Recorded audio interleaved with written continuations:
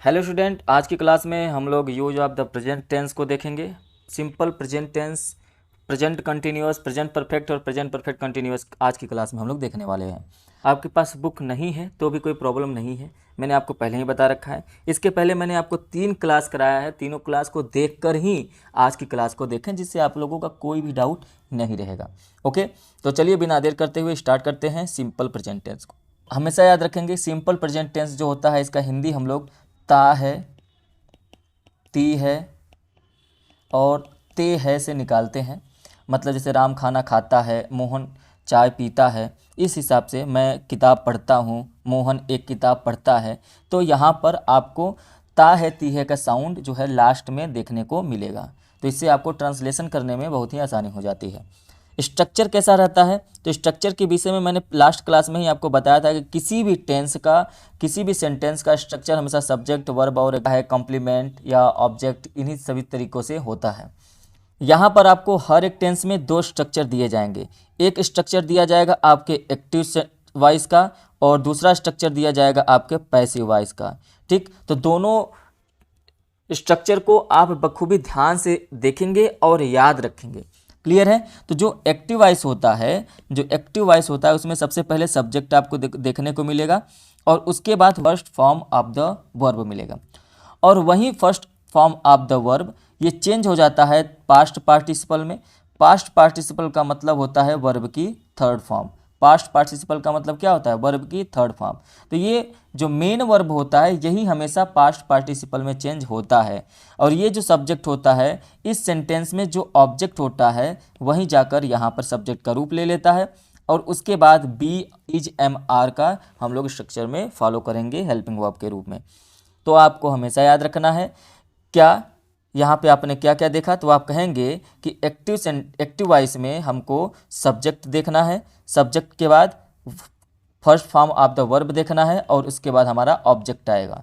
ठीक, और यहीं जब पैसिव वॉइस में चेंज होगा तो हमारे पास एक हेल्पिंग वर्ब होगा जो बी के फॉर्म में होगा, मतलब EJMR में होगा, और पास्ट पार्टिसिपल होगा जिसका मतलब वर्ब की थर्ड फॉर्म होगा। अब आपको यहाँ पे ये ध्यान रखना कि यहाँ पर ये जो सब्जेक्ट लिखा गया है ये एक्टिव वॉइस का जो ऑब्जेक्ट होता है वहीं आकर इसमें चेंज हो जाता है। क्लियर है? तो आपको स्ट्रक्चर समझ में आ गया होगा। चलिए अब हम लोग फॉर्मेशन देख लेते हैं। तो जो फॉर्मेशन होता है वो किस तरीके से होता है, तो सबसे पहले यहाँ पर देखिए लिखा गया है कि आई वी यू दे और प्लूरल फॉर्म, इन सब के साथ हम लोग वर्ब की फर्स्ट फॉर्म का प्रयोग करते हैं। किसका प्रयोग करेंगे? First form of the verb. तो आपने देखा आई वी यू दे और प्लूरल नाउन के साथ हम लोग वर्ब की फर्स्ट फॉर्म का प्रयोग करेंगे। जैसे आपने कहा कि आई रीड अ बुक, तो यहाँ पे देखिए आई के साथ रीड जो है ये क्या है? वर्ब की फर्स्ट फॉर्म। ये आई क्या है? तो आप कहेंगे कि आई जो है हमारा वो क्या है? सब्जेक्ट है। ठीक, दूसरा एग्जाम्पल्स है कि मोहन रीड्स। अब ये मोहन रीड्स क्यों आया है? क्योंकि यहाँ पे लिखा गया कि ही, सी, इट और सिंगुलर नाउन, ही हो चाहे सी हो, इट हो या सिंगुलर नाउन हो, इनके साथ हम लोगों को फर्स्ट फॉर्म एस या ई एस का प्रयोग करना है। मतलब ये कि वर्ब की जो फर्स्ट फॉर्म है उसके साथ हम लोग एस या ई एस का प्रयोग करेंगे। तो यहाँ पर देखिए मोहन रीड्स, मोहन के बाद रीड नहीं आया, क्या आ गया? रीड्स। तो मोहन रीड्स अ बुक, तो मोहन आपका सब्जेक्ट हो गया, रीड्स आपका वर्ब की फर्स्ट फॉर्म का एस या ई एस फॉर्म हो गया और अ बुक आपका ऑब्जेक्ट हो गया। ओके, नेगेटिव सेंटेंस तो मैंने आपको बताया है कि जब भी कोई भी टेंस का नेगेटिव सेंटेंस हो, हमेशा याद रखेंगे कि हेल्पिंग वर्ब के बाद और मेन वर्ब के पहले ही हम लोगों को नॉट का प्रयोग कर देना है। ये जो आपका अफर्मेटिव स्ट्रक्चर होता है ना, ये इसी में यदि आप हेल्पिंग वर्ब के बाद नॉट और मेन वर्ब के पहले नॉट लगा देते हैं तो वो सेंटेंस बन जाता है नेगेटिव सेंटेंस। लेकिन बात यह है कि यहाँ पर तो हमको देखिए इस वाले सेंटेंस में आप ध्यान से देखेंगे तो यहाँ पर कहीं पर भी आपको हेल्पिंग वर्ब देखने को नहीं मिलेगा। यहाँ पर हेल्पिंग वर्ब नहीं है, लेकिन जैसे ही आप सिंपल प्रेजेंट टेंस में नेगेटिव सेंटेंस या इंट्रोगेटिव सेंटेंस का यूज करते हैं तो वहाँ पर आपको मिल जाता है क्या? डू और डज। तो याद रखेंगे कि जो आई वी यू दे और प्लूरल नाउन होते हैं उनके साथ हमको डू नॉट का प्रयोग करना है, और ही, सी, इट और सिंगुलर नाउन होते हैं उनके साथ हम लोगों को डज नॉट का प्रयोग करना होता है। ओके, तो डू जो होता है वो प्लूरल के लिए होता है, डज जो होता है वो सिंगुलर के लिए होता है। जितने भी सब्जेक्ट हैं, यदि सब्जेक्ट आपका सिंगुलर है तो आपको डज का प्रयोग करना पड़ेगा, यदि आपका सब्जेक्ट प्लूरल है तो डू का प्रयोग करना पड़ेगा। और ये डू और डज क्या है, यही डू और डज जो है आपके हेल्पिंग वर्ब हैं, यही डू और डज क्या है, हेल्पिंग वर्ब है। ओके, तो मेन वर्ब इस समय क्या हो जाएगा, फर्स्ट फॉर्म। तो ये भी बात आपको याद रखनी है कि डू और डज के बाद वर्ब की फर्स्ट फॉर्म का ही प्रयोग करना है और इन दोनों के बीच में नॉट लगा देना है। जैसे ही सब्जेक्ट हो गया, ही सिंगुलर सब्जेक्ट है इसलिए इसके साथ क्या आया है, डज। डज आपका हेल्पिंग वर्ब हो गया। देखिए प्ले क्या हो गया, मेन वर्ब, वर्ब की फर्स्ट फॉर्म, इन दोनों के बीच में क्या लग गया, नॉट। तो he does not play football, he does not play football. आगे है द बॉयज़, बॉयज़ है प्लूरल फॉर्म में है तो इसलिए हमने क्या लगाया है, डू नॉट का प्रयोग किया है। ओके, सिंग अ सॉन्ग, यहाँ पे सिंग वर्ब की फर्स्ट फॉर्म है। तो आपको याद रखना है जब भी आई वी यू दे और प्लूरल फॉर्म होता है तो हम क्या फॉलो करेंगे, डू नॉट को फॉलो करेंगे। यदि यहीं सिंगुलर वर्ब हो जाएगा, सिंगुलर सब्जेक्ट हो जाएगा तो हम किसको फॉलो करेंगे, तो हम लोग डज नॉट को फॉलो करेंगे। सेम ऐसे ही इंट्रोगेटिव सेंटेंस में होता है। इंट्रोगेटिव सेंटेंस में डू और डज जो होता है सब्जेक्ट के पहले लगाते हैं। डू और डज का जो प्रयोग होता है वो सब्जेक्ट के पहले यूज करते हैं। और जब भी डू या डज का प्रयोग हो तो हम लोगों को याद रखना है कि first form of the verb का प्रयोग करना है। First form of the verb, verb की फर्स्ट फॉर्म का प्रयोग करना है। कहाँ पर, आफ्टर द सब्जेक्ट, सब्जेक्ट के बाद। तो यहाँ पर स्ट्रक्चर कैसा हो जाएगा, तो आप कहेंगे कि स्ट्रक्चर ये हो जाता है कि पहले हो जाता है हेल्पिंग वर्ब, फिर उसके बाद हो जाता है सब्जेक्ट, और फिर उसके बाद वर्ब की फर्स्ट फॉर्म, और फिर उसके बाद ऑब्जेक्ट आ जाता है, या जो भी इसके स्ट्रक्चर में रहे, एडवर्ब रहे चाहे कॉम्प्लीमेंट रहे, वो आ जाता है। तो देखिए यहाँ पे आया है पहले डू, क्यों आया है, क्योंकि यू का प्रयोग हुआ है। यू आपका प्लूरल होता है तो प्लूरल सब्जेक्ट के साथ डू आएगा, और प्ले द फुटबॉल सही है। यहाँ पे देखिए अनिल सिंगुलर है इसलिए किसका प्रयोग हुआ है, डज का। सब्जेक्ट के पहले डज आया है और सब्जेक्ट के बाद क्या है, वर्ब की फर्स्ट फॉर्म। और यहाँ पर यदि आप ध्यान से देखें तो यहाँ पर ये यही कहा गया है ना कि डू और डज का जो यूज है बिफोर द सब्जेक्ट होगा, and the first form of the verb after the subject. After the subject verb की first form, after before the subject do या डज का प्रयोग करना है, जैसे कि यहाँ पर आपको प्रयोग करके दिखाया गया है। यहाँ पे ये जो एडवर्ब दिया गया है इसको ध्यान से देखें। ये जो एडवर्ब्स हैं आपको अपने दिमाग में इसको याद कर लेना है कि जब भी आपके किसी भी सेंटेंस में ये एडवर्ब्स दिख जाएं, जैसे always, often, frequently, generally, usually, sometimes, everyday, every week, every month, once a week, twice a week, है ना, थ्राइस अ वीक, जब ऐसे आपके एडवर्ब दिख जाए तो आंख बंद करके आपको कौन सा टेंस प्रयोग करना है, प्रेजेंट इंडेफिनिट टेंस का प्रयोग करना है, सिंपल प्रेजेंट टेंस का प्रयोग करना है। तो याद रखेंगे कि इन एडवर्ब्स के साथ हमेशा कौन सा टेंस यूज करना है, तो सिंपल प्रेजेंट या प्रेजेंट इंडेफिनिट टेंस का प्रयोग करना है। तो देखिए यहाँ पे यदि हम लोग यूजेस में देखें तो सबसे पहला जो यूजेस बताया जा रहा है वो है कि to express an event taking place at the present moment. मतलब एक ऐसी घटना, एक ऐसा इवेंट जो प्रेजेंट टाइम में हुआ हो तो उसे हम लोग क्या कहते हैं, उसे हम लोग हमेशा प्रेजेंट इंडेफिनिट टेंस में रखते हैं। ऐसा इवेंट होना चाहिए जो प्रेजेंट मोमेंट पे हुआ हो। कहाँ पर हुआ, प्रेजेंट मोमेंट में। जैसे यहाँ पर देखिए आप, तो पहला एग्जांपल्स कह रहा है कि I live in model town, मैं मॉडल टाउन में रहता हूँ। देयर गोज द बेल, है ना, घंटी बजती है। फिर कहा गया कि he reads in 10th class, वह कक्षा 10 में पढ़ता है। Here comes the postman, postman आता है या पोस्टमैन यहाँ आता है। तो इसका मतलब ये हुआ कि आप एक ऐसे इवेंट की बात कर रहे हैं जो प्रेजेंट मोमेंट में होता है। तो दूसरा क्या कह रहा है, बी, कहा जा रहा है कि to express a general truth और अ परमानेंट ट्रूथ। एक ऐसा ट्रूथ होना चाहिए जो जनरल ट्रूथ हो या परमानेंट ट्रूथ हो। इसका मतलब ये होता है कि एक ऐसा ट्रूथ जो कभी भी चेंज ना हो, है ना, तो उसे हम लोग परमानेंट ट्रूथ कहते हैं। जैसे या पहला जो एग्जांपल्स दिया गया है वो ये है कि the earth moves round the sun. जो अर्थ है वो सन के चारों तरफ क्या लगाती है, राउंड करती है, चक्कर लगाती है। तो ये क्या है, ये परमानेंट ट्रूथ है ना, ये जनरल ट्रूथ है। जैसे यहाँ पे कहा गया है कि honesty page in the long run, मतलब जो ईमानदारी होती है वो लंबे समय में फल देती है। तो ये भी क्या है, एक आपका जनरल ट्रूथ है। Two and two make four, दो और तो 4 होते हैं। तो ये क्या है, ये सब परमानेंट ट्रूथ हैं, जनरल ट्रूथ हैं। तो जब भी ऐसे इवेंट को एक्सप्रेस करना होता है तो हम लोग प्रेजेंट इंडेफिनिट टेंस मतलब सिंपल प्रेजेंट टेंस का प्रयोग करते हैं। ओके, नेक्स्ट है टू एक्सप्रेस डेली रूटीन और अ हैबिट और कस्टम। डेली रूटीन को यदि आप एक्सप्रेस कर रहे हैं तो आपको प्रेजेंट इंडेफिनिट टेंस का प्रयोग करना पड़ेगा। किसी हैबिट को दिखा रहे हैं तो आपको प्रेजेंट इंडेफिनिट टेंस का प्रयोग करना पड़ेगा। किसी कस्टम को दिखा रहे हैं तो आपको प्रेजेंट इंडेफिनिट मतलब कि सिंपल प्रेजेंट टेंस का प्रयोग करना पड़ता है। जैसे I get up at 6 AM every day. मैं एवरी डे कब उठता हूँ, 6 बजे उठता हूँ। इसका मतलब ये क्या हो गया, आपका डेली रूटीन है या इसे आप एक हैबिट भी कह सकते हैं। नेक्स्ट है you always speak the truth. तुम हमेशा सच ही बोलते हो। तो ये भी आपका क्या है, एक क्या है, हैबिट है। ठीक है, he goes out for a walk every day. तुम प्रतिदिन कहाँ जाते हो, तुम एवरी डे वॉक पर जाते हो। The Hindus burn their dead, ये कस्टम हो गया आपका। तो आपको ये बात ध्यान में रखनी है, जब कोई हैबिट दिखाया जाए या फिर आपको कस्टम को एक्सप्रेस करना है या डेली रूटीन को एक्सप्रेस करना है तो आपको हमेशा प्रेजेंट इंडेफिनिट टेंस मतलब सिंपल प्रेजेंट टेंस का ही प्रयोग करना पड़ेगा। क्लियर है। और यहाँ पर आपको ये ध्यान में रखना है कि यहाँ पे ये जो आपके एडवर्ब दिए गए हैं ये एडवर्ब भी आपको याद रखने हैं। जब भी ये एडवर्ब आपके किसी भी सेंटेंस में दिख जाएंगे तो आपको याद रख लेना है कि ये जो आपको दिखाई दिए हैं ये हमेशा प्रेजेंट सिंपल प्रेजेंट टेंस में यूज होते हैं। ओके, चलिए आगे बढ़ते हैं। नेक्स्ट क्या कहता है, नेक्स्ट कह रहा है to express an action which must happen in the near future.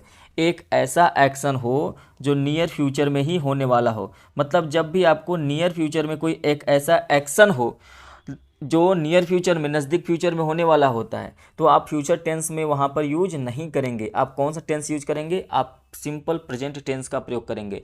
मतलब आप प्रेजेंट इंडेफिनिट टेंस का प्रयोग करेंगे। ओके, चलिए आगे बढ़ते हैं। यहाँ पे ध्यान से एग्जाम्पल्स को देखिए। हर marriage comes of next month. उसका जो मैरिज है वो कब होने वाला है, तो आप कहेंगे कि उसका जो मैरिज है वो नेक्स्ट मंथ होने वाला है। तो ये जो है नियर फ्यूचर में है और इसको एक्सप्रेस करने के लिए, इस एक्शन को एक्सप्रेस करने के लिए हम लोग किसका प्रयोग करेंगे, हम लोग प्रयोग करेंगे प्रेजेंट इंडेफिनिट टेंस का प्रयोग। तो यहाँ पर आप ध्यान से देखिए, हर मैरिज के बाद कम्स का प्रयोग हुआ है और एस या ई एस का प्रयोग प्रेजेंट इंडेफिनिट टेंस में ही होता है। नेक्स्ट एग्जांपल है Ravi goes to England next year. Next year Ravi कहाँ जाने वाला है, तो आप कहेंगे मुंबई जाने वाला है, सॉरी इंग्लैंड जाने वाला है। तो नेक्स्ट ईयर मुंबई जब वो जाता है तो यहाँ पर आपको प्रयोग करना पड़ेगा क्या, यहाँ पे यूज करना पड़ेगा present indefinite simple present tense का यूज करना पड़ेगा। नेक्स्ट है he leave at 7 AM tomorrow. वो कब जाएगा, तो कल जाएगा, 7 AM पर वो छोड़ेगा। तो यहाँ पे वी के साथ लीव का प्रयोग हुआ है, वर्ब की फर्स्ट फॉर्म है। तो ये भी आपका कौन सा टेंस है, प्रेजेंट इंडेफिनिट टेंस है। ओके, चलिए नेक्स्ट कहा जा रहा है कि टू रीड और write a subordinate clause when main clause refers to the future. जब भी आपको मेन क्लॉज यदि आपको फ्यूचर में दिखे, मेन क्लॉज यदि आपको फ्यूचर में दिखाई दिया तो आपको क्या करना है, सबऑर्डिनेट क्लॉज को किस में रखना है, सबऑर्डिनेट क्लॉज को प्रेजेंट इंडेफिनिट टेंस में रखना है। ऐसे में आप लोग हमेशा गलतियां करते हैं, जब भी किसी सेंटेंस में फिलिंग द ब्लैंक या कुछ भी ऐसे गैपिंग फिलिंग करने वाले होते हैं तो यहाँ पर आप गलती कर देते हैं। गलती कहाँ पे करते हैं, ध्यान से देखिए, यहाँ पे गलती करेंगे if you work hard you will pass. अच्छा, यहाँ पे मेन क्लॉज कौन सा है, पास होने की बात हो रही है तो ये मेन क्लॉज होता है ना। जो मेन क्लॉज उस क्लॉज को कहते हैं जिसके बिना सेंटेंस कंप्लीट नहीं हो पाता। तो मेन क्लॉज है यू विल पास, तुम पास हो जाओगे। लेकिन कब, जब तुम कठिन परिश्रम करोगे। जब आप इसका हिंदी ट्रांसलेट करेंगे ना तो आपको ऐसा सेंस मिलेगा कि तुम पास हो जाओगे यदि तुम कठिन परिश्रम करोगे। तो आपको फ्यूचर के लिए तो पता है कि फ्यूचर टेंस में हम लोग गागे गी का प्रयोग करते हैं। तो ऐसे में आपको लगेगा कि यहाँ पर भी हम लोग क्या करें, यहाँ पर यू विल वर्क हार्ड कर दें तो सही हो जाएगा, जबकि जब भी आप ऐसा करेंगे तो क्या हो जाएगा, गलत हो जाएगा। आपको हमेशा याद रखना है कि ये जो मेन क्लॉज है ये आपका फ्यूचर में तो है, लेकिन यहाँ पे इफ़ यू वर्क हार्ड ये आपको इंडेफिनिट में रखना पड़ेगा क्योंकि ये सब ऑर्डिनेट क्लॉज है और सब ऑर्डिनेट क्लॉज को हमेशा इंडेफिनिट में रखते हैं जब मेन क्लॉज फ्यूचर में होता है। तो यहाँ पर आप इस तरीके से इसका सेंस निकालेंगे कि यदि तुम कठिन परिश्रम करते हो, if you work hard you will pass, तुम पास हो जाओगे। ठीक, फिर आगे कह रहा है कि दूसरा सेंटेंस देखिए क्या कह रहा है, he will come out when the bell rings. यहाँ पर मेन क्लॉज कौन सा है, तो आप कहेंगे यहाँ पे मेन क्लॉज है ही विल कम आउट। ठीक, व्हेन द बेल रिंग्स, वो बाहर तब आएगा जब घंटी बजती है, मतलब जब घंटी बजती है तो वो बाहर आएगा। नेक्स्ट एग्जाम्पल है we will wait here until he comes. We will wait here until he comes, तो ऐसे में आपको ये समझना है अंटिल ही कम्स, जब तक कि वह नहीं आता है। मेन क्लॉज यहाँ पे क्या है, he will wait here, we will wait here, हम लोग यहाँ पे इंतज़ार कर रहे हैं अंटिल ही कम्स, जब तक कि वह नहीं आता है। आप इसको ऐसे भी कह सकते हैं कि we will wait here until he will come. जब आप कहेंगे ना तो मतलब इसका सेंस आप ये निकालना चाह रहे हैं कि हम लोग उसका इंतज़ार कर रहे हैं, हम लोग उसका इंतज़ार करेंगे जब तक कि वो नहीं आएगा। तो भी आपको ही विल यहाँ पे यूज नहीं करना है। आपको हमेशा याद रखना है कि सबऑर्डिनेट क्लॉज को हमेशा प्रेजेंट इंडेफिनिट टेंस में ही रखना है। इसका और भी ज़्यादा एग्जांपल्स हम लोग लास्ट में देखेंगे जब हम लोग इसके एक्सरसाइज को करेंगे। तो next correct to quote someone, जब कोई कोट किसी के द्वारा कहा जाता है तब हम लोग वहाँ पे प्रेजेंट इंडेफिनिट टेंस का प्रयोग करते हैं। जैसे यहाँ पे किड्स एक राइटर हैं, उन्होंने कहा किड्स सेज, क्या कहा उन्होंने कि a thing of beauty is a joy for ever. तो यहाँ पे a thing of beauty is a joy of ever, तो यहाँ पे देखिए ये किस में है, सिंपल प्रेजेंट टेंस में है, इज है। तो आपको ये नहीं सोचना है कि इज आ गया है तो इज के लिए हम लोग यहाँ पे क्या रख दें, तो इसको हम लोग मान लें कि ये जो है कंटिन्यूस टेंस है। नहीं, मैंने आपको पिछले क्लास में बता दिया है कि हम लोग कैसे पहचानेंगे कि कोई भी सेंटेंस लिखा हुआ है तो वो प्रेजेंट इंडेफिनिट में है या कंटिन्यूस में है या परफेक्ट में है या परफेक्ट कंटिन्यूस में है। तो यहाँ पर आपको ये पता चल गया कि ये आपका सिंपल प्रेजेंट में और ये भी आपका सिंपल प्रेजेंट में भी है। क्लियर है? ओके, चलिए अब आगे बढ़ते हैं।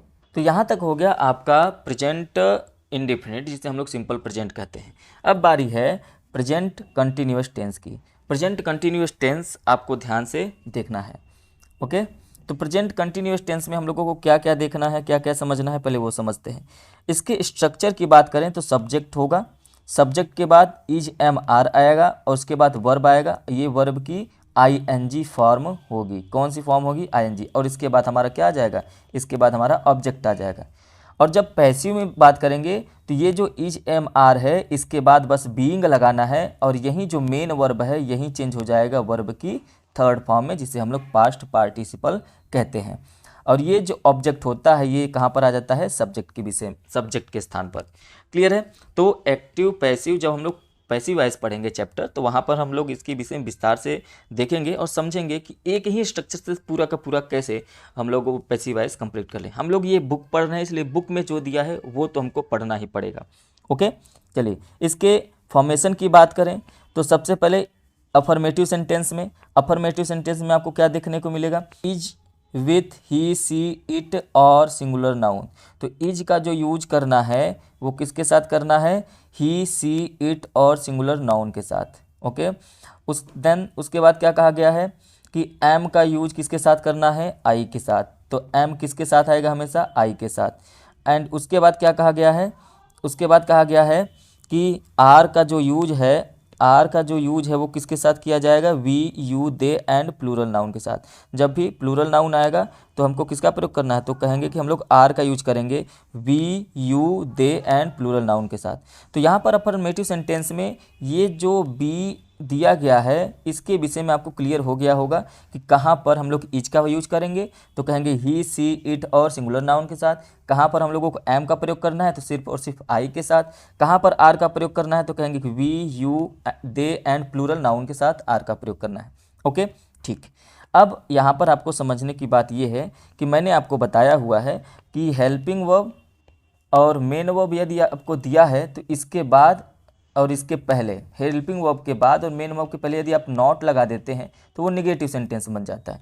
तो यहाँ पर ये जो इज एम आर दिया है ना, ये इज एम आर ये आपका हेल्पिंग वर्ब है। क्या है ये? Helping verb. और ये जो वर्ब की आईएनजी फॉर्म है ना ये आपका मेन वर्ब है। अगर इन दोनों के बीच में नॉट लगा देते हैं तो वो बन जाता है नेगेटिव सेंटेंस। क्या बन जाता है?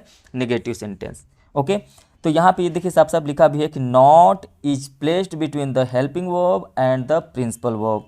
ओके, जैसे यहाँ आप देखिए एग्जाम्पल्स में हरी इज, ध्यान से देखिए, Hari is not reading a book. Hari is not reading a book. Hari is not reading a book. यहाँ पे देखिए ये जो रीडिंग है वर्ब की आईएनजी फॉर्म है, ये जो इज है ये आपका हेल्पिंग वर्ब है, और इन दोनों के बीच में किसका प्रयोग कर दिया गया है, नॉट का। तो ये आपका क्या बन गया, निगेटिव सेंटेंस। यदि यहाँ से इस नॉट को हटा दें ना, यहाँ से इस नॉट को हटा दें तो ये देखिए ये अफर्मेटिव सेंटेंस बन जाएगा।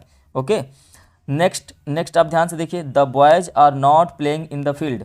यहाँ पर आपको ध्यान से देखना होगा निगेटिव सेंटेंस में, यहाँ पे ये आपका आर दिया हुआ है और यहाँ पर ये क्या दिया हुआ है, आईएनजी फॉर्म। तो ये यहाँ बीच में देखिए नॉट का प्रयोग हो गया, तो ये निगेटिव सेंटेंस बन गया। तो यहाँ पर आप देखें Hari is reading a book, Hari is reading, Hari आपका सिंगुलर नाउन है और सिंगुलर नाउन के साथ इज का प्रयोग किया गया है, मेन वर्ब में ING. The children are playing in the field, तो यहाँ पे बच्चे जो फील्ड में खेल रहे हैं, चिल्ड्रेन प्लूरल सब्जेक्ट है, तो यहाँ पर देखिए आर का प्रयोग किया गया है, प्लूरल नाउन के साथ आर का प्रयोग, और मेन वर्ब में आईएनजी। ओके, इंट्रोगेटिव सेंटेंस जब आता है तो इंट्रोगेटिव सेंटेंस में आपको ध्यान में रखना है कि जो हेल्पिंग वर्ब है वो कहाँ पर चला आता है, तो आप कहेंगे कि जो हेल्पिंग वर्ब है वो आ जाता है सब्जेक्ट के पहले, बिफोर द सब्जेक्ट। तो सब्जेक्ट आप देखिए, जैसे मान लीजिए ये वाला एग्जांपल्स लें, हरी इज रीडिंग अ बुक, तो इसमें आप देखेंगे कि यहाँ पर ये जो इज है, इज को उठाकर कहाँ पर रख दिया गया है, हरी के पहले। कहाँ पर रख दिया गया, हरी के पहले, तो हेल्पिंग वर्ब पहले हो गया। उसके बाद देखिए हरी आपका सब्जेक्ट हो गया, उसके बाद वर्ब की आईएनजी फॉर्म। तो यहाँ पर आपको समझ में आएगा कि हेल्पिंग वर्ब को ही उठाकर सब्जेक्ट के पहले रख दें, बिफोर द सब्जेक्ट, तो वो हमारा बन जाता है इंट्रोगेटिव सेंटेंस। तो यहाँ पे देखिए द बॉयज जो सब्जेक्ट था इस वाले एग्जाम्पल में, तो यहाँ पर देखिए इसके पहले क्या कर दिया गया, आर कर दिया गया, प्लेइंग इन द फील्ड, और प्लेइंग इन द फील्ड हो गया। आपको ये समझना पड़ेगा कि यदि नॉट का प्रयोग यदि इसमें करना हो तो कहाँ करेंगे, तो हेल्पिंग वर्ब के बाद और मेन वर्ब के पहले, ये तो मैंने आपको बता ही रखा है।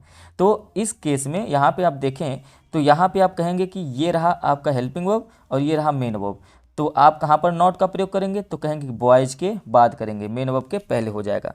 चलिए आगे बढ़ते हैं और आगे देखते हैं कि इसके यूजेस कौन कौन से होते हैं। तो इसके यूज में सबसे पहला आपको जो यूज दिया गया है वो आपको ध्यान से रखना है। देखिए यूज में जितने भी ऐसे वर्ड्स दिए जा रहे हैं ना, वो आपको याद रखने हैं, क्योंकि वो आपको सेंटेंस जो मिलेंगे वो आपको डायरेक्ट बता देंगे कि ये कंटिन्यूअस टेंस ही है। जैसे यहाँ पर आप देखें तो यहाँ पर आप कहेंगे कि यदि किसी भी सेंटेंस में still, now, nowadays, this days, at this time, at present, at the moment, and in the following cases, और जो भी फॉलोइंग केसेस है यहाँ पे ये इन दोनों के विषय में, तो इनके साथ हमेशा क्या यूज करेंगे, तो इनके साथ हम लोग हमेशा प्रेजेंट कंटिन्यूअस टेंस का प्रयोग करेंगे। कभी भी ये वर्ड आपको सेंटेंस में दिख गए, कौन कौन से सेंटेंस, कौन कौन से वर्ड्स, तो आप कहेंगे ये words still, now, nowadays, this days, at this time, at present, at the moment. तो ये हमेशा हमको बताते हैं कि वो जो सेंटेंस लिखा गया है वो किस में होना चाहिए, तो आप कहेंगे प्रेजेंट कंटिन्यूअस टेंस में। ओके, जैसे यहाँ पे देखिए, यहाँ पे नाउ दिख गया तो ये देखिए प्रेजेंट कंटिन्यूअस टेंस में है। यहाँ पे एट द मोमेंट दिख गया तो ये भी प्रेजेंट कंटिन्यूअस में है। तो ये सब भी दिख जाए तो आप समझ जाइए कि यहाँ पर कंटिन्यूअस टेंस होगा। अब ये इन दोनों के विषय में बात कर लेते हैं हम लोग। यहाँ पर देखिए ध्यान से, कहा जा रहा है कि पहला, to express an action which is going on at the time of speaking, मतलब एक ऐसा एक्शन हो जब हम लोग क्या कर रहे हैं, उस समय स्पीक कर रहे होते हैं, तो उसको एक्सप्रेस करने के लिए। जैसे यहाँ पे एग्जांपल्स में देखिए, कह रहा है कि Sudha is reading a novel now, है ना, वो एक्शन कब हो रहा है कि वो जब पढ़ रही है तभी वो एक्शन हो रहा है। यहाँ पे वो अभी पढ़ रही है इसलिए वो कंटिन्यू काम हो रहा है, तो यहाँ पे सुधा इज रीडिंग किया गया है। नेक्स्ट है we are waiting for the school, इतना ही है, तो मतलब हम लोग स्कूल बस का इंतज़ार कर रहे हैं, school bus. At the moment, अब यहाँ पे एट मोमेंट आकर बता रहा है कि हम लोग इसी क्षण, जो इस समय गोइंग ऑन द टाइम है, उसी समय हम लोग ये एक्सप्रेस करने की कोशिश कर रहे हैं, इसलिए हम लोगों को ये जो सेंटेंस है कंटिन्यूअस टेंस में रखना पड़ेगा। नेक्स्ट बी क्या कह रहा है कि to donate an action which is likely to happen in the near future, यदि नियर फ्यूचर में कोई एक्शन होने वाला है तो उसको हम लोग कंटिन्यूअस टेंस में रख सकते हैं। जैसे यहाँ पर ये है कि we are holding a meeting tomorrow, मतलब हम कल एक बैठक आयोजित कर रहे हैं। तो यहाँ पे देखिए ये जो नियर फ्यूचर की बात हो रही है, यहाँ पर नियर फ्यूचर का ये एक्शन है, इसलिए हम लोग यहाँ पे उसको एक्सप्रेस करते समय हम लोग क्या करेंगे, कंटिन्यूअस टेंस में रखेंगे। उसके बाद कह रहे the schools are closing next Monday for the summer vacation, अगले सोमवार को स्कूल गर्मी की छुट्टियों के लिए बंद हो रहे हैं। अब देखिए यहाँ पे ध्यान से, the schools are closing next Monday, तो ये जो है नियर फ्यूचर में होने का एक्शन है।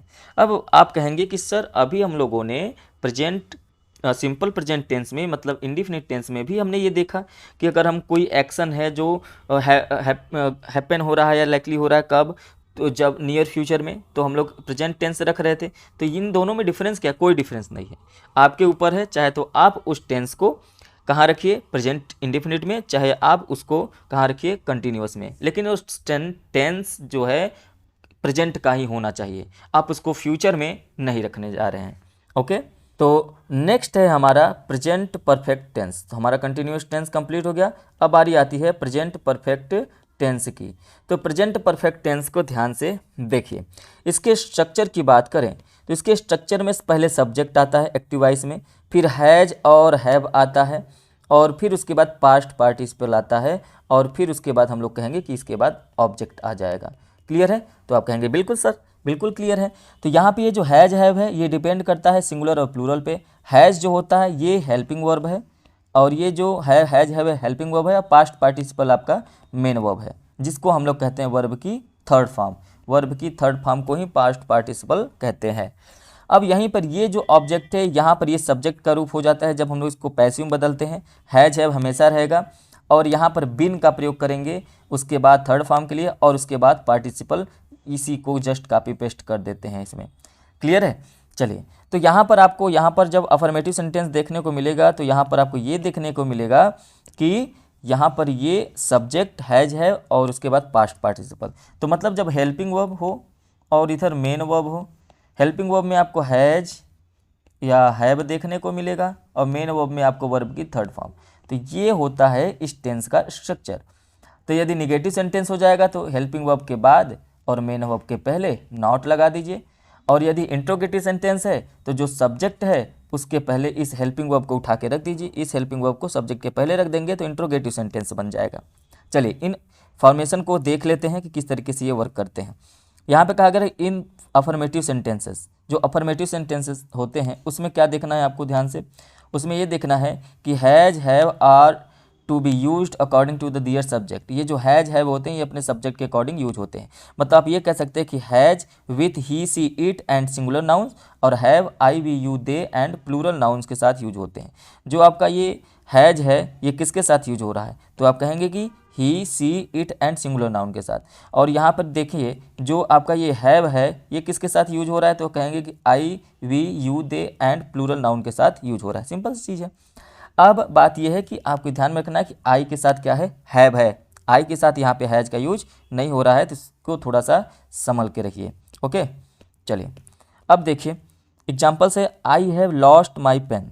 I have lost my pen, तो आई के साथ हैव का यूज हुआ है। लॉस्ट ये जो थर्ड फॉर्म है, तो ये आपका हो गया कि मैंने अपना पेन खो दिया है। अच्छा, इसमें मैं आपको एक बात बताना भूल गया, ये जो प्रेजेंट कंटिन्यूअस टेंस है, कंटिन्यूअस टेंस में जो स्ट्रक्चर होता है इसका हिंदी में हम लोग देखें तो अंत में आता है रहा है, रही है, रहे हैं, है ना, इस तरीके से आता है। तो आप इसको ध्यान में रखेंगे, रहा है, रही है, रही है। जब भी कंटिन्यूअस आएगा प्रेजेंट का तो रहा है, रही है, रहे हैं आएगा। ओके, और इसी तरीके से जब हम लोग यहाँ पे परफेक्ट टेंस देखेंगे तो परफेक्ट टेंस में आपको ध्यान से देखना है कि परफेक्ट टेंस में आपको क्या देखने को मिलेगा, अंत में चुका है, चुकी है, चुका है, चुकी है, चुके हैं, इस तरीके से देखने को मिलेगा। या अंत में आएगा आ है, ई है, ए है, इस तरीके से आपको देखने को मिलेगा। इसका मतलब क्या है, आ है, ई है, इसका मतलब जैसे आपने कहा कि मैंने यह काम किया है, या है, देखिए आ रहा है, आ है ना। मैं बाजार गई हूँ तो ई है आ गया, गई हूँ तो ई हूँ हो गया। तो वे लोग बाजार गए हैं तो ए है आ गया। तो इस तरीके से आप समझेंगे कि जब भी ऐसे सेंटेंस का ट्रांसलेशन करना होता है तो हम लोग प्रेजेंट परफेक्ट टेंस का प्रयोग करते हैं। तो हम लोग इसके एग्जांपल्स में थे, I have lost my pen, तो आई के साथ हैव का प्रयोग हुआ है। ठीक है, मतलब ये कि मैंने अपना पेन खो दिया है। क्या हो जाएगा, मैंने अपना पेन खो दिया है, या मैं अपना पेन खो चुका हूँ, दोनों हो सकता है।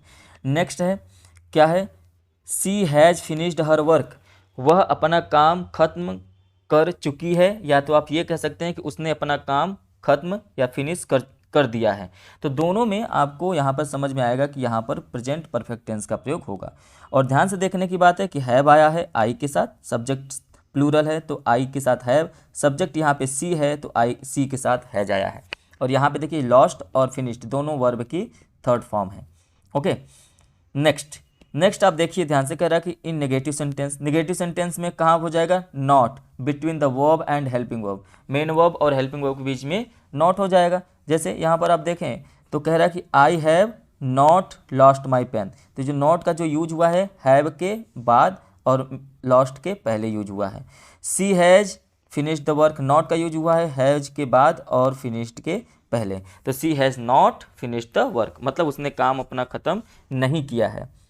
उसी तरीके से जब आप आएंगे इंट्रोगेटिव सेंटेंस में, तो इंट्रोगेटिव सेंटेंस में कहेंगे कि यहाँ पर द हेल्पिंग वर्ब हैज़ और have becomes comes before the subject के पहले आ जाएगा। ओके, ठीक, आगे बढ़ते हैं, इनके यूजेज में देखते हैं। देखिए यूज को आपको ध्यान से देखना है। अब यहाँ पे देखिए कह रहा है कि यदि कुछ वर्ड्स हैं जैसे yet, as yet, so far, ever since, already ये एक में ही है, मैं इसको एक में कर देता हूँ, ALREADY, ठीक है। अब यहाँ पे ये हो गया ऑलरेडी, और उसके बाद क्या है, just now, presently, once, twice. जैसे ही ये वर्ड्स आपके सामने दिख जाए किसी भी सेंटेंस में, तो आपको आंख बंद करके उस सेंटेंस को किस में रखना है, प्रेजेंट परफेक्ट टेंस में रखना है। किस में रखना है, प्रेजेंट परफेक्ट टेंस में रखना है।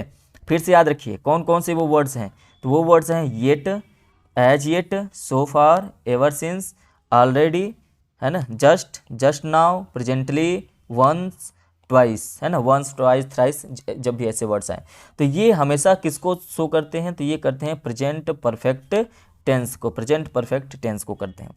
ठीक है, अब यहाँ पर इसके दो नियम हैं, दोनों को पढ़ते हैं। पहला कह रहा है कि to donate an action which has just been completed, एक ऐसे एक्शन को जो अभी अभी कंप्लीट हुआ है, ऐसा एक्शन जो कंप्लीट हो चुका है, तो उसे हम लोग प्रेजेंट परफेक्ट टेंस में रखेंगे। I have solved 2 question so far, तो मैंने अभी क्या किया है, 2 प्रश्नों को सॉल्व किया है। तो आप देख रहे हैं कि आपने अभी सॉल्व किया है, इसका मतलब ये है कि दोनों के दोनों क्वेश्चन कंप्लीट हो चुके हैं। इसलिए आप इन टेंस को किस टेंस में रखेंगे इस सेंटेंस को, तो कहेंगे कि प्रेजेंट परफेक्ट टेंस में रखना है। My brother has return from Mumbai presently, वैसे भी आप देखें ध्यान से तो यहाँ पे सो फार और यहाँ पे प्रेजेंटली आया है, तो ऐसे में आपको आंख बंद करके प्रेजेंट परफेक्ट टेंस का प्रयोग करना चाहिए। क्लियर है, तो वैसे भी आप यदि इसका अर्थ निकालेंगे तो भी आपको मेरा भाई जो है वो मुंबई से हाल ही में वापस, प्रेजेंटली का मतलब होता है शीघ्र ही, जल्दी ही, हाल ही में, तो मुंबई से आया है, रिटर्न वापस आया है, तो आप ऐसे सेंटेंस को प्रेजेंट परफेक्ट टेंस में बनाएंगे। सेकेंड क्या कह रहा है, सेकेंड कह रहा है to express an action having taking place in the past and continuing in the present. To express an action having taken place in the past and continues in the present. I have known him for 3 years. I have known him for 3 years. तो अब यहाँ पर आपने एक tense, अभी इसके बाद just हम लोग पढ़ेंगे, क्या पढ़ेंगे, प्रेजेंट परफेक्ट कंटिन्यूअस टेंस। तो वहाँ पर भी ये बात होगी, क्या बात होगी, क्या कि एक ऐसा एक्शन हो जो past and continue in the present, past से चल रहा हो और वो कंटिन्यू प्रेजेंट में हो, तो ऐसे टेंस को हम लोग प्रेजेंट परफेक्ट टेंस में रख सकते हैं। लेकिन आपको किस में रखना है, आपको हमेशा उसे प्रेजेंट परफेक्ट कंटिन्यूअस में रखना है। आई हैव नो हिम, मैं उसे जानता हूँ, फॉर 3 ईयर्स। अब आप एक बात याद रखो, जब आप ऐसे एक्शन को रखते हैं, है ना, देखिए इन दोनों टेंस में कन्फ्यूजन नहीं रखना है आप लोगों को। यहाँ पर मेरी बात को थोड़ा सा ध्यान से सुनने की ज़रूरत है, वो सुनिए। जैसे मान लीजिए आप एक लेटर लिख रहे होते हैं, मैंने ये बात पहले भी बताई है, तो ये जो एक्शन हो रहा है, यहाँ पर देखिए एक्शन हो रहा है ना, ये एक्शन यहाँ तक लेटर आपने लिखा और तब ये आपने शुरू किया था 11 o'clock से, कितने बजे से, 11 बजे से। जब आपने 11 बजे से पत्र लिखना शुरू किया तो आप यहाँ तक लिख के आ गए, लेकिन अभी अभी कहा गया कि मैं 11 बजे से पत्र लिख रहा हूँ, तो आप कहेंगे I have been, I have been क्या, writing, I have been writing a letter, एक पत्र लिख रहे हैं तो अ लेटर।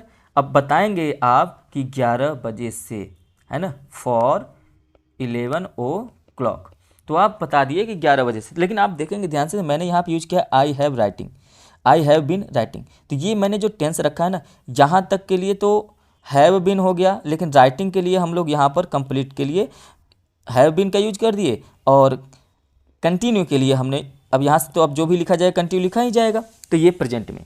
लेकिन यहाँ पर जो सेंटेंस दिया गया है, कह रहा है कि आई हैव नोन हिम, मैं उसे जानता हूँ। यहाँ पर जानने का जो अर्थ है, यहाँ पर कोई एक्शन नहीं है, यहाँ पर क्या है, एक आपका स्टैटिक फॉर्मेशन है। मतलब मैं उसे जानता हूँ, I have known him for 3 years। हालांकि आप देखिए, ऐसा नहीं है कि आप 3 साल से उसे जान रहे तो आज भूल गए, आज भी उसे जान ही रहे हैं। तो एक ऐसा एक्शन होना चाहिए जो कि स्टेटिव फॉर्म में हो। मतलब ये नहीं कि वहाँ पर एक्शन, यहाँ पे देखिए एक्शन हो रहा है ना। मैं सुबह 7 बजे से पढ़ रहा हूँ, मैं कल से जो है संगीत गा रहा हूँ, मैं कल से पढ़ने की प्रैक्टिस कर रहा हूँ। यहाँ सभी सेंटेंसेस में एक्शन है। लेकिन मैं कहूँ कि मैं 10 साल से यहाँ रह रहा हूँ, तो रहना यहाँ पर स्टेटिव फॉर्म हो गया, इसलिए यहाँ पे we have lived here for 10 years। तो यहाँ पर भी देखिए फॉर और सिंस का प्रयोग होगा, लेकिन आपको ये बात याद रखनी है, यहाँ पे स्टेटिव फॉर्म में आपका ये थर्ड फॉर्म होना चाहिए। स्टेटिव फॉर्म का मतलब एक ऐसा एक्शन हो जो स्टेट हो, मतलब जो स्थिर हो, है ना। क्लियर है। चलिए अब हम लोग आगे बढ़ते हैं, और आगे हम लोग देखेंगे प्रेजेंट परफेक्ट कंटिन्यूअस टेंस। अब हम लोगों को देखना है प्रेजेंट परफेक्ट कंटिन्यूअस टेंस।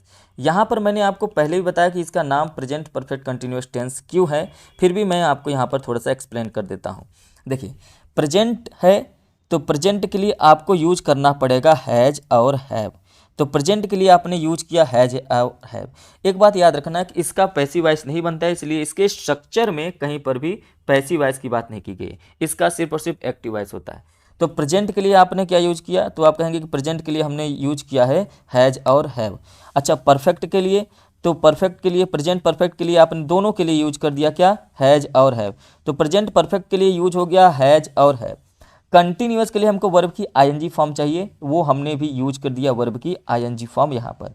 अच्छा, यहाँ पर ये जो परफेक्ट है और यहाँ पर ये जो आईएनजी है, एक बात याद रखना है कि हैज और हैव आएगा, परफेक्ट है तो इसके बाद हमको थर्ड फॉर्म चाहिए, पास्ट पार्टिसिपल चाहिए, जो कि बीन, मतलब ये थर्ड फॉर्म है तो ये कंप्लीट कर रहा है। लेकिन ये भी है कि ये जो वर्ब की आईएनजी फॉर्म है, इसके लिए हमको बी वर्ब चाहिए। आपने हमेशा शुरू से ही देखा बी, इज, एम, आर, और उसके बाद बी पास्ट में जाएंगे तो वॉच और वर देखने को मिलेगा। अभी प्रेजेंट पढ़ रहे हैं इसलिए हमको इज, एम, आर देखने को मिला। तो ये जो बी है ना, इसके बाद ही वर्ब की आईएनजी फॉर्म आ सकता है, इसके बाद, इसके पहले आईएनजी फॉर्म आ ही नहीं सकता। तो बी के बाद यदि आईएनजी फॉर्म आता है, इसीलिए यहाँ पे देखिए बी को ही बिन थर्ड फॉर्म बनाया गया है, क्योंकि बी आएगा तो आईएनजी कंप्लीट हो जाएगा, और हैज हैव आ गया तो बिन को थर्ड फॉर्म मिल जाएगा बिन के लिए। तो इसलिए यहाँ पर प्रेजेंट परफेक्ट भी पूरा होता है हैज हैव के साथ वर्ब की थर्ड फॉर्म, और प्रेजेंट कंटिन्यूअस भी पूरा होता है बी के साथ वर्ब की आईएनजी फॉर्म। अब समझ में आया आपको कि बिन का यूज क्यों होता है। उम्मीद है कि आपको ये बात समझ में आ गई होगी। ओके, चलिए अब ध्यान से देखिए, आगे बढ़ते हैं इन सेंटेंसेस में और फॉर्मेशन को देखने की कोशिश करते हैं। फॉर्मेशन क्या कहा गया है। अच्छा, यहाँ पर आपको पता है हैज हैव के साथ बीन और वर्ब की आईएनजी फॉर्म, और इसके बाद ऑब्जेक्ट देखने को मिलेगा। लेकिन यहाँ पर आपको एक बात नया देखने को मिलेगा कि हर जगह आपको सिंस देखने को मिलेगा और फॉर देखने को मिलेगा। तो सिंस और फॉर, सिंस जो होता है वो फिक्स्ड टाइम के लिए होता है। किसके लिए होता है, फिक्स टाइम के लिए। और जो फिक्स नहीं होता है, अनफिक्स होता है, उसके लिए फॉर का प्रयोग होता है। जैसे यदि मैं कहूँ कि मैं 4 बजे से पत्र लिख रहा हूँ, 4 बजे से, तो आप कहेंगे कि 4 बजे ठीक है, 4 बजे तो आपका आइडिया लग गया 4 बजे से। लेकिन मैं कहूँ कि मैं 4 घंटे से पत्र लिख रहा हूँ, तो आपको ये क्लियर नहीं हो पाएगा। 4 घंटे का मतलब ये होता है ना कि आप करेक्ट 4 घंटे बोल दिए, लेकिन हो सकता है आप 3 घंटा 45 मिनट ही लिखे हों। तो ऐसे में जब आपको फिक्स्ड टाइम मिले, तो जब आपको 4 o'clock मिला, तो आपको सिंस का प्रयोग करना है। 4 o'clock, ठीक है, 4 o'clock का यूज करना है। यहाँ पर थोड़ा सा ये आपको ध्यान में रखना है कि ये सिंस हो जाएगा, सिंस 11 o'clock 11 बजे से है ना, तो ये फिक्स होगा। ठीक है, चलिए आगे बढ़ते हैं, आगे देखते हैं। तो यहाँ पे देखिए 4 बजे से है तो ये सिंस हो गया, 4 घंटे से है मतलब 4 आवर, तो ये आपका क्या हो जाएगा, फॉर हो जाएगा। तो जब भी आपको टाइम फिक्स मिले, अच्छा फिक्स टाइम में अभी मैं इसमें एग्जांपल्स दिए हैं, इसको देखते हैं। चलिए आगे बढ़ते हैं। और यहाँ पर फर्स्ट फॉर्मेशन देखिए, हैज और बिन और हैव और बिन। हैज बिन और हैव बिन ये किसके अकॉर्डिंग यूज होते हैं, सब्जेक्ट के अकॉर्डिंग यूज होते हैं, before first form of the verb जो आईएनजी के फॉर्म में होगा। ठीक है, तो हैज बीन हैव बीन का प्रयोग होगा, वर्ब की आईएनजी फॉर्म का प्रयोग होगा सब्जेक्ट के अकॉर्डिंग। अब आपको सब्जेक्ट कैसे पहचानना है कि हमने प्रेजेंट परफेक्ट में देखा कि किसके किसके साथ हैव का यूज होता है, किसके किसके साथ हैज का यूज होता है, तो यहाँ पर हम देख के अनुमान लगाएंगे। तो यहाँ पे अनुमान का ये ही फिक्स हो जाएगा, तो हैज और हैव का प्रयोग है ना। तो यहाँ पे आपने देखा था कि हैज का जो यूज होता है वो ही सी इट और सिंगुलर नाउन के साथ, और जो हैव का जो प्रयोग होता है वो आई वी यू दे और प्लूरल नाउन के साथ होता है।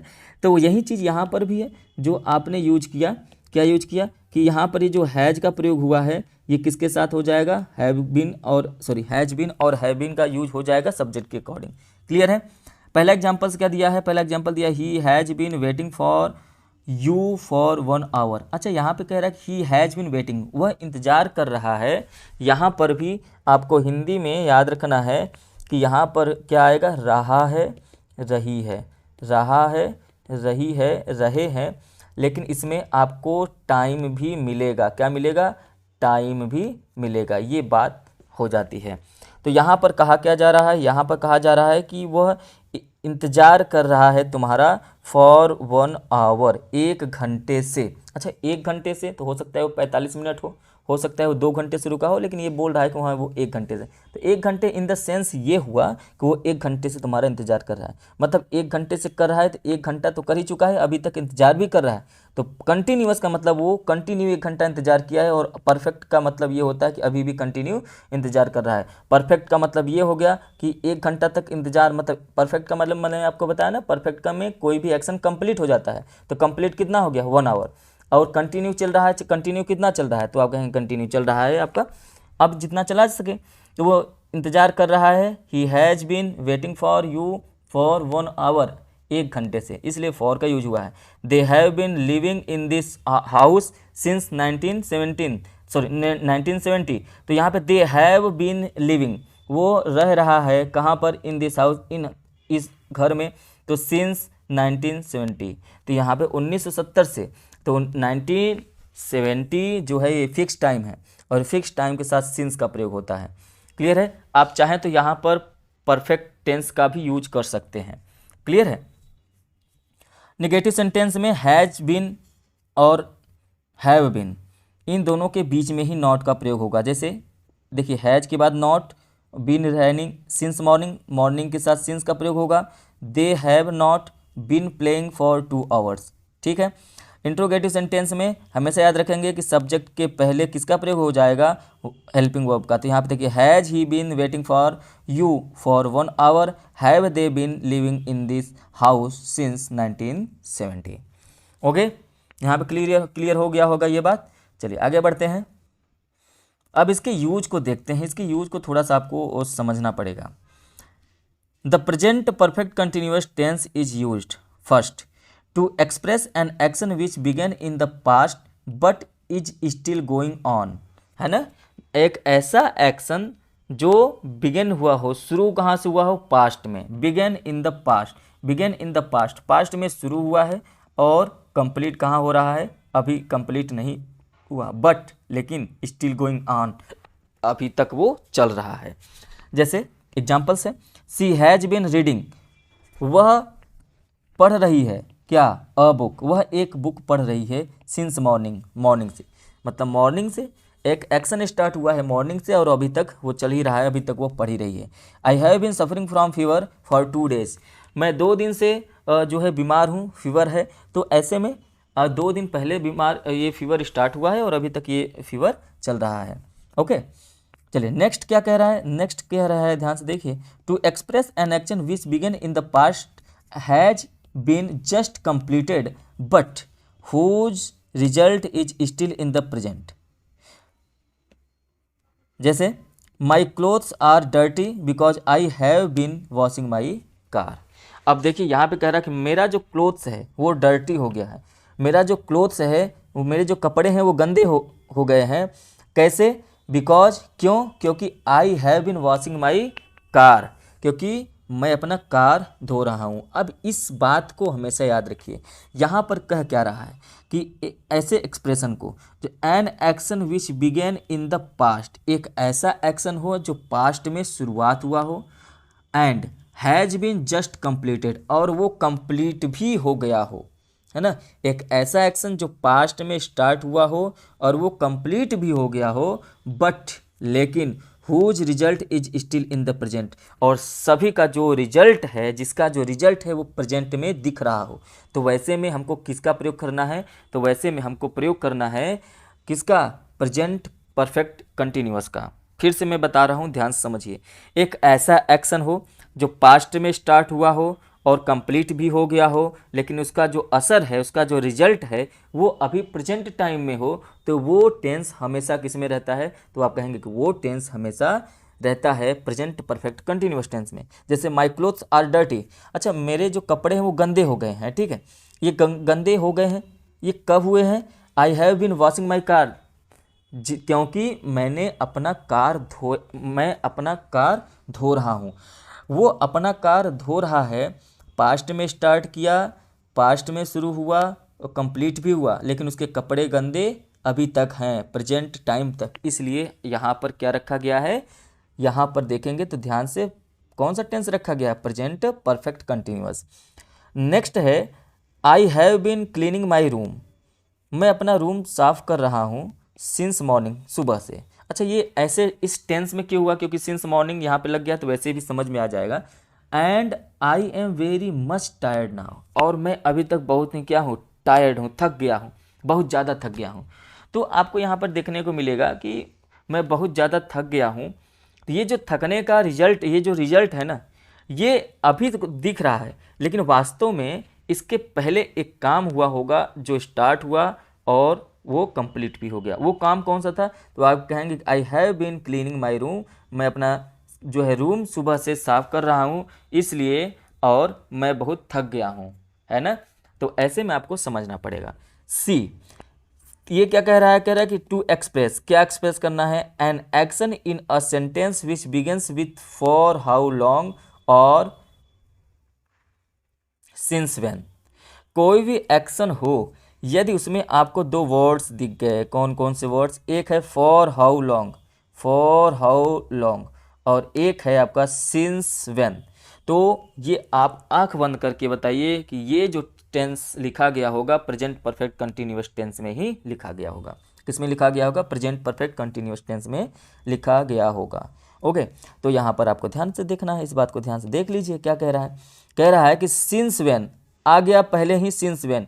Have you been waiting for me, interrogative sentence में तो हमेशा रहेंगे ही, क्योंकि ये जो सिंस व्हेन है, फॉर हाउ लॉन्ग है, ये सभी इंट्रोगेटिव वर्ड्स होते हैं। तो ये इंट्रोगेटिव सेंटेंस हो गया। तो इसीलिए यहाँ पर आप देखेंगे तो यू के पहले हैव है, इसीलिए यहाँ पे ही के पहले हैज है। आपको पता है कि सब्जेक्ट के पहले हम लोग हेल्पिंग वर्ब को लगाते हैं। तो दोनों, जब भी ये सिंस व्हेन आएगा और जब भी ये फॉर हाउ लॉन्ग आएगा, तो इन दोनों के आने पर हम लोग इंट्रोगेटिव सेंटेंस यूज करेंगे। और कौन सा टेंस यूज करेंगे? तो प्रेजेंट परफेक्ट कंटिन्यूअस टेंस का यूज करेंगे। Okay, done. अब यहाँ पर आपका कंप्लीट होता है क्या? प्रेजेंट टेंस के सभी जितने आपके दिए गए हैं रूल्स और यूजेस। इसके बाद हम लोग नेक्स्ट क्लास में क्या पढ़ेंगे? एक्सरसाइज। और यदि आपको ये एक्सरसाइज अच्छे से समझना है तो हमारा ये कहना है कि आप पहले इस क्लास को अच्छे से रिवाइज कर लीजिए। जब ये आप एक्सरसाइज नंबर 2 करेंगे तो आपको समझ में आएगा कि ये कैसे, कितना सरल है, बस देखने में ही कठिन लग रहा है। ओके, ठीक है। तो चलिए अब हम लोग मिलेंगे नेक्स्ट क्लास में। और यदि आपको क्लास अच्छा लगे तो इसको लाइक, शेयर और सब्सक्राइब कर दीजिए। पहली बार हो तो चैनल पे तो सब्सक्राइब भी कर दीजिए।